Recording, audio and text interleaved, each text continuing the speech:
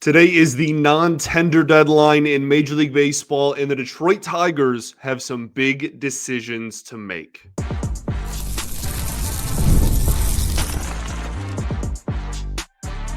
You are Locked On Tigers, your daily Detroit Tigers podcast. Part of the Locked On Podcast Network, your team every day. What is up, everybody? Welcome back to another edition of Locked On Tigers. I'm, of course, your host, Scott Bentley. Today is Friday, November 21st, 2025. Thank you so much for making Locked On Tigers your first listen every single day. We are free and available wherever you get your podcasts, including YouTube, part of the Locked On Podcast Network, your team every single day. Today's episode is brought to you by Game Time. Download the Game Time app, create an account, and use code LOCKEDONMLB for $20 off of your first purchase. Welcome in.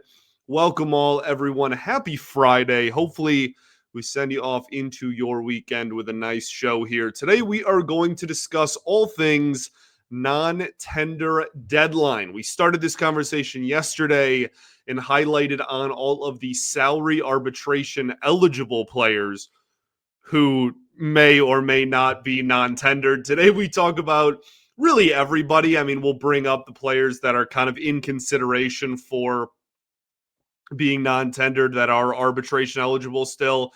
But today we kind of zoom out a little bit more and talk about all of the pre-arbitration eligible players as well, where there might be a conversation surrounding them.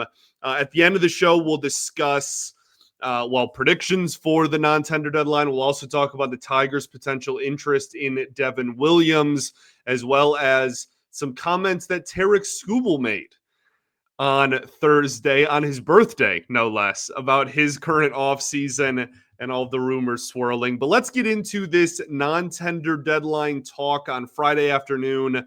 All teams in Major League Baseball have to make decisions based on their players with fewer than 6 years of Major League service and whether they will bring them back for the 2026 season or not. The exception to that is if they are already under contract for the 2026 season, a la Colt Keith for your Detroit Tigers. Not a part of this, despite being technically he would be pre-arbitration at his point in his career. But the Tigers and Colt Keith, I guess, took a little bit of a gamble. Colt Keith took a gamble on not being able to make more than that at some point in years 3 through 6 and beyond.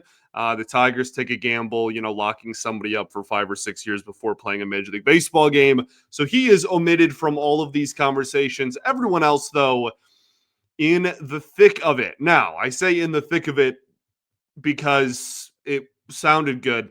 But not all of these guys are sweating this deadline, okay? We talked yesterday, like Tarek Skubal is going into his last year of arbitration, obviously, because he's a free agent next season. Is Tarek Skubal sweating making it through the non-tender deadline? Absolutely not, okay? Obviously. So we talked about those guys yesterday.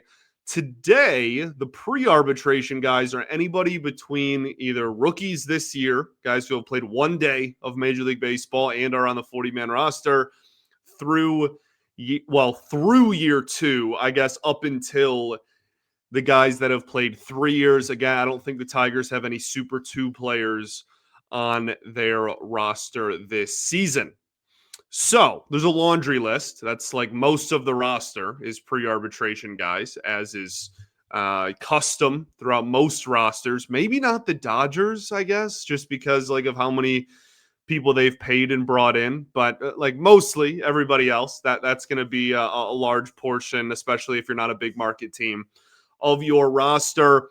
I'm not just going to list every single person, at least at once right now. We will talk about every single person, though. The way I want to attack this is to break it up into groups. So we're going to have the locks that have absolutely nothing to think about or I guess worry about is the word for this deadline on Friday. Then we'll gradually get into more and more likely, okay, that they get non-tendered, that is. The locks group is admittedly the biggest one as well. These are the guys that will absolutely be brought back without any hesitation in any way, shape, or form. Reese Olson, Dylan Dingler, Brant Herter, Winsil Perez, Parker Meadows, Brennan Hanafy, Jackson Jobe, Troy Melton, Cater Montero.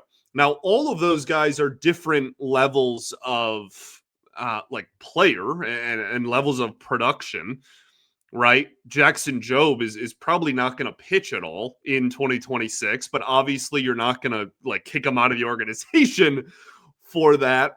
Guys like Cater Montero, it's a really good depth pitching option, but like there's a real chance that he's in AAA. He still has options left, that he's in AAA on opening day, right? Whereas opposed to Reese Olson, might be your second best pitcher in 2026 for all we know. And that's obviously, assuming health and all that. Dylan Dingler is a Gold Glove winner. That is like a potentially all-star caliber catcher going forward. So like, that's not to say that all these guys are the same talent level, but the thing that is important to remember is, and this even more so than the guys we talked about yesterday, for the pre-arb players, almost all of these guys, if they, assuming they are tendered and brought back, are going to be making the major league minimum. Or even if they're brought back, like, they are almost certainly going to be making the major league minimum because they have no leverage in that conversation, right? They're under team control and aren't arbitration eligible. So, yeah, you're going to get whatever it is now in the most recent CBA, $800,000. So even if you shouldn't be comparing, Dingler, all the people on this list, but like people are frustrated with Parker Meadows and are like, oh, like, can he be the center fielder going forward? Should he be there? Like that's fine. And there are serious questions. We've already talked about them on this show, and we will talk about them going forward. But like for potentially less than $1 million, like, yeah, dude, like they're obviously going to tender him and bring him back. It's just then a question of, do you trade him? Do you, like make a decision with him later in the offseason? This is not guaranteeing that any of these guys are going to be prominent parts or even major leaguers on opening day, but they will be brought back on the 40-man roster and not just completely cut. So that is the first wave. Let's get into the players that have a little bit more of a conversation attached to their names. We will do that right after this. First, though, got to talk to you all about our friends over at Game Time. The NFL season is back, and honestly, there's nothing better than being in a stadium surrounded by fans cheering on your team. But let's be honest, getting tickets can be a hassle. Between queues, login screens, and prices jumping at checkout, it's frustrating. That's why I use Game Time, the app that gives the advantage back to the fans. Game Time is the fast, easy way, and it's backed by the Game Time guarantee, where you will always get 100% authentic tickets delivered on time and at the best price. Plus, all fees are included, so the price you see is actually the price you pay. I pulled up Game Time, and in just a couple of taps, I saw amazing deals. I'm talking about your favorite NFL games, Lions games, for as low as $100. The app is super simple. I could even see exactly my view from my seat before buying. So download the Game Time app today, create an account, and use code LOCKEDONMLB for $20 off of your first purchase. Terms apply. Again, that's promo code LOCKEDONMLB for $20 off. Swipe, tap, ticket, go. Download Game Time today. All right, everybody, welcome back here. Segment 2, Locked On Tigers. Appreciate y'all for tuning in as always, making us your first listen every single day. Shout out to the everydayers that do tune in every day, and we will, of course, be back on Monday. We'll be recapping the non-tender decisions on Friday afternoon, and then obviously talking about any other news and notes that happen in baseball and in the Detroit Tigers organization from this upcoming weekend. So we talked about the guys that there's really not much of a conversation on. We spent a couple of minutes just reading off all the names, but all of these guys are going to be back and in some capacity, right? They're not going to pass up these guys for major league minimums. The next person who's kind of in a category all by himself, Okay, just whatever this is, category. Like if the top guys are the S tier, this is like the A tier. It's like, okay, he's probably coming back. He's almost assuredly coming back. But there is a little bit of nuance just because he's the only person actually on this entire list that doesn't have a minor league option going into 2026, and that is Jamai Jones. Now, again, he did so well this past season, and it's going to be a major league minimum. I can't fathom that they wouldn't bring him back. The only reason he's not in the absolute locks is, again, because he doesn't have a minor league option next year. So there is some sort of Hail Mary chance that the Tigers front office looks around and goes, you know what? He was great this year, and maybe we can try and bring him back on like a minor league deal, which probably wouldn't happen based on his level of production this year, but thinking out loud. But we know that he's not going to make the major league team out of camp next year. Let's not delay the inevitable and see if we can just bring him back the rest of the offseason. Now, again, don't think that's going to happen. I think he hit far too well and was far too productive this season to argue that, but that is something to keep in the back of your mind. Like the Tigers won't be able to keep him in spring training and then just send him down without clearing waivers. Maybe they just do that on right before opening day and he clears and who cares. But again, just thinking out loud, I think he comes back. The next category is, I was trying to think of a name for it. It's like young players who obviously will be tendered, but have struggled lately. And that is kind of a unique category where I have Trey Sweeney, Sawyer Gipson-Long, and Justin Henry Malloy. Now, again, don't compare all those players to each other. Like certain players have struggled far more than others on that list. That's not to say they're all in the same level of production. That's just to say that they are all guys that are going to be brought back. They will not be non-tendered, but if they weren't, you'd be like, okay, like that has to be production based, right? Trey Sweeney had a really, really rough year in 2025. Now, something that I always say is an organization will tell you how they feel about a player if you just listen. Trey Sweeney, despite his struggles, kept getting playing time. To the frustration of many and to the head scratching of many, it did not matter. His poor level of production did not affect his plate appearances. Now, part of that is just the Tigers aren't very deep at shortstop unless they were going to call up McGonigal, straight from like high single A or double A halfway through the season. So keep that in mind, obviously. But like, I really think the Tigers still, I don't want to say like believe in Trey Sweeney to the extent of like, oh, like he's going to be an all-star. But I do think that the Tigers still believe in Trey Sweeney enough where they're kind of in the back of their mind, like, okay, like we still think he could be a solid, like maybe bench bat or platoon Major League Baseball player. Now, again, that doesn't really matter. I bring that up for the sake of conversation and trying to contextualize this. In a vacuum, he is a young player, and for a league minimum, the Tigers are going to bring him back, and then even if they decide not to later, they will do that then. They will do that later. Sawyer Gipson-Long struggled, but first year back from injury. Can't imagine they give up on him. Justin Henry Malloy not going anywhere. The least likely of these three guys, I think. But even that's like we're splitting hairs. None of these guys are going to get non-tendered. And I would be shocked if Justin Henry Malloy is obviously going to come back. Next up, we have guys that have also struggled or been hurt. Jace Young and Ty Madden. I don't know. Like I'm really these categories made sense in my head, but I am like a weirdo. Like I don't take any like massive grain of salt with all of these categories. Jace Young is again going to be brought back. I would be shocked if it was anything other. If it was otherwise, if it was anything different, just combine two sayings there. But has just hit so poorly in his major league career, and is 25. Next year will be 26 years old. Still has an option left. Like, again, not going anywhere.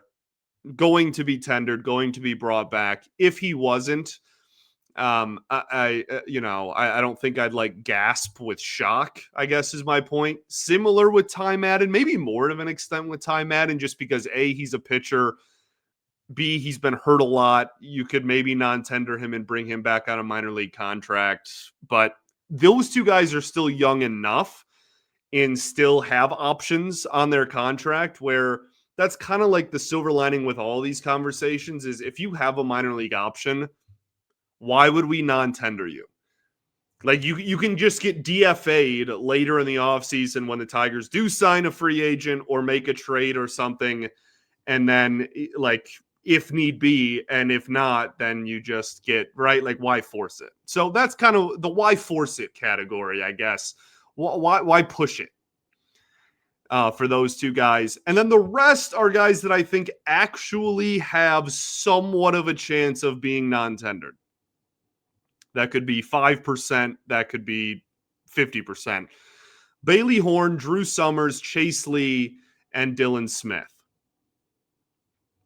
Kind of all the same conversation over and over again. Now that I'm seeing all their names on, my screen here next to each other, like they're just relievers that have either bounced around to different teams or are just like young, right? Dylan Smith came up through the system. Dylan Smith has been hurt for the better part of his entire professional baseball career, right? Like there's a real chance that the Tigers just go, you know what? We're going to non-tender you. We'll bring you back on a minor league deal, but we're not going to take up a 40-man roster spot for a guy that has been hurt literally every year of his professional career since being drafted out of Alabama. Loved him at Alabama. Loved that the Tigers got him. Loved Dylan Smith. Hope that he can stay healthy. But we can't ignore it either. Chase Lee kind of burst onto the scene a little bit this year. Did well against righties. Still did not have great numbers. A guy that I think they could very easily convince themselves they could non-tender and bring back on a minor league deal. Drew Summers, same conversation. Bailey Horn, same conversation. Now, Bailey Horn, they clearly wanted. He was like picked up off waivers and then was DFA'd and then was claimed by another team and then was traded back and like all the, like just clearly they prioritize Bailey Horn a little bit. So maybe he sticks around. He's also a lefty that throws hard. So maybe that's not a guy that they're going to risk losing. But all these other guys, and like with anybody on this list, you can non-tender them and then just sign them back on a minor league deal as long as they're not signed back to the 40-man roster. And that might happen with anybody on this list. My final prediction is very anticlimactic. It's just going to be Andy Ibáñez and Drew Summers. Now, Drew Summers is kind of like pick a name out of a hat. I think it's Andy Ibáñez in one of those four names I said at the end. Maybe even get Bailey Horn out of here, and it's just like one of Summers, Lee, or Smith. Maybe it's Dylan Smith just because of the injury history. But the important thing to remember, and we'll finally stop talking about this after I bring this up, okay? I promise. The important thing to remember is that their 40-man roster is at 40. So for all of these guys we talk about today that are on league minimum contracts, if they are tendered or brought back, you can just bring them back. And then if you, like I said earlier, if you do bring in somebody, you sign a free agent, you make a trade where you get more people on the 40-man than you're giving up, then you just DFA them or put them on waivers when that happens. They don't have to do anything. But they will, especially for the arbitration guys, because they are making more than league minimum money if they are tendered and brought back, which is why I think ultimately Andy Ibáñez gets non-tendered and we end the Andy Ibáñez experience with the Detroit Tigers. Bo Brieske is certainly a big candidate, as we talked about yesterday as well, just because of the injury history. Lynn Henning said Matt Vierling. I would be stunned, but he, again, has been covering this game longer than I've been alive. And again, then with the relievers at the bottom, I think maybe there's just an argument that you can free up a 40-man spot and still bring him back. So why wouldn't you do it? Also on Thursday, Tarek Skubal, his birthday, went on Foul Territory. Great show. Also Tigers Territory, same like umbrella, all under that with Cody Stavenhagen and Kieran, and they just do a fantastic job over there. So always want to make sure to plug our great beat writers and great other Tigers media personnel over there. They run a great program. But Tarek Skubal on Foul Territory, the national show, a lot of former MLB players on there. Another great show. Go check it out if you never have. And it just was like kind of shooting the stuff a little bit about his status, I guess we'll say. My favorite quote is Tarek Skubal said that when he was when he opens social media and sees like hypothetical trades and stuff, that his quote was, "It's not like I want to be traded, so why am I a part of these conversations?" Yeah, kind of fair. Also, trades, as he mentioned as well, are out of the player's control, right? Like that's kind of completely up to the front office unless you have a no trade clause. So we'll see what happens. I mean, as I always say, like I don't think he's going to get traded. I think it's actually, speaking of that, another thing I have written down here, John Heyman says that he thinks it's doubtful the Tigers trade Tarek Skubal. Yeah, I agree. I think it's ultimately still unlikely that the Tigers would move him. I also think it's unlikely the Tigers extend him. I think the very clear clubhouse leader in terms of odds and all the different paths that there are is, as I've been saying for 4 months now, is that they're just going to hold on to him, play out the last year, and then he's going to walk next year. Couple more things I want to point out involving Tarek Skubal. Then we'll move on to some Tigers rumors and news and notes. We'll do that right after this.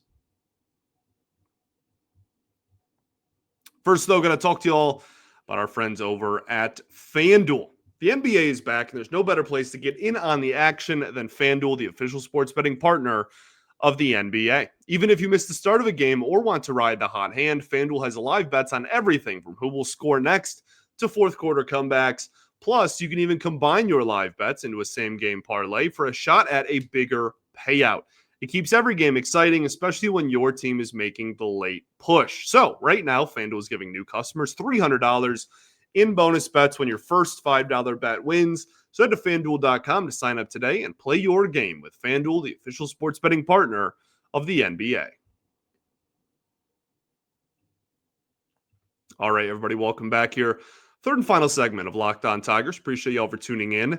As always, only other thing I want to bring up with Tarek Skubal, aside from just, happy belated here, is Jeff Passan said in an article earlier this week that he doesn't believe, based on his sources, which are obviously everybody's sources are different, that the gap is as big as those reports earlier in the offseason about like a $250 million gap or whatever. Kind of alluded to that when the reports came out. Not that I have any sources or that anybody tells me anything, but I think that those numbers, especially the one that John Heyman used, were based on the Tigers' offer from the 2024 offseason. Not like the Tigers, last week offered him $80 million. Obviously, that would be preposterous. Heyman looked at the offer the Tigers had in the 2024 calendar year and then looked at, he's asking for $400 million or $350 million or whatever the other report is, and went, wow, the difference between those two numbers is over $200 million. It's not necessarily how that works. And Tarek Skubal even said as much on Foul Territory. He said, I'm not even sure where these numbers come from sometimes. So take all of that with a massive grain of salt, as we always say on this show. Okay. I think that's it. The only other thing I want to bring up with Skubal before we move on here is there's been a few reports that the Tigers may, piggybacking off the conversation we just had,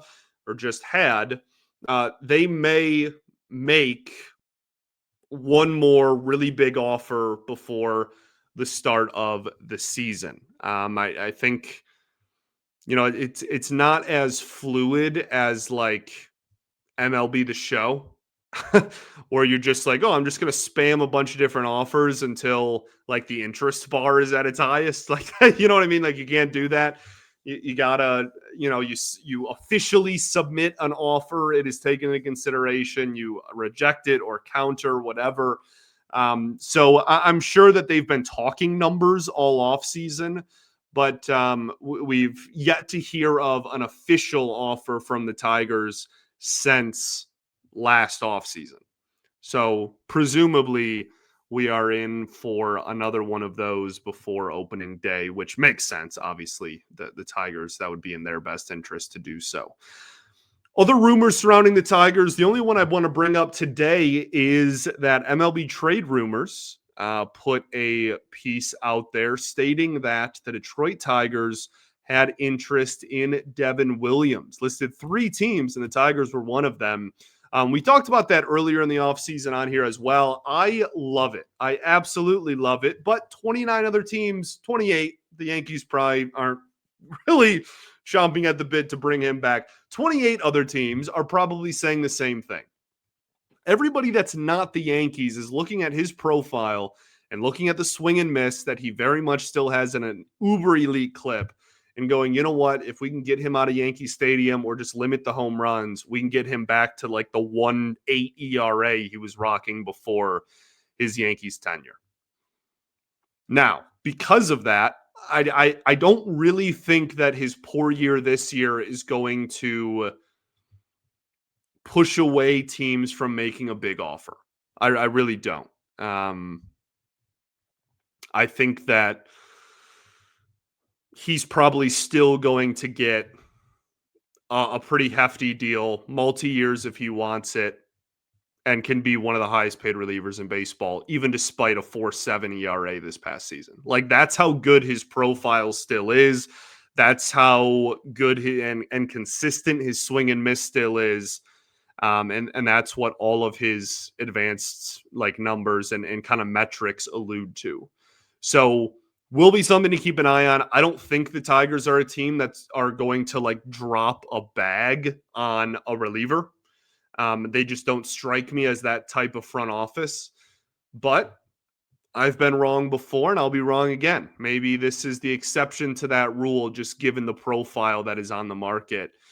You don't see too many super high leverage, again, outside of one season, really good pitchers that are available like that. And he's still at a pretty relatively young age as well, around 30 years old. So we'll keep tabs on it. I love it. I'd be all for it. I think the pretty penny that it would cost you is still worth the upside and worth the risk, but we'll see. Thanks for making Locked On Tigers your first listen every single day. Shout out to the everydayers that do tune in every day. And we will, of course, be back on Monday. We'll recap the non-tender decisions that we talked about ad nauseum over the last 2 episodes. So if you're tired of that, we'll obviously move on from the non-tender conversations too. We'll talk about the decisions made. We'll talk then about any other news and notes that come out of the weekend as well. Peace and love. Going to therapy's dope. I'll catch you on Monday, baby. Go Tigers.